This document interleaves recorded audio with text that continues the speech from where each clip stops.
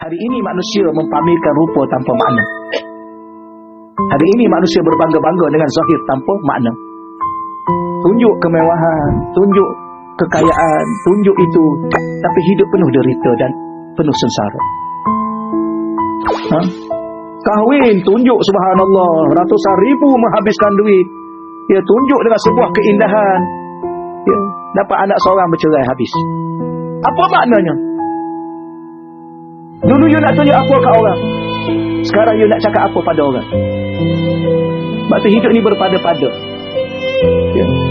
Apa yang Allah nak sederhana. Apa yang Allah ajar pada kita melalui baginda Nabi sederhana. Ya. Kalau happy, jangan terlalu tunjuk sangat kat orang kita terlalu happy. Kerana hidup ni sementara. Mungkin hari ni kita happy, gembira, besok belum tentu kita gembira, boleh jadi derita. Sebab tu jangan sibuk dengan orang, sibuk dengan diri kita dulu.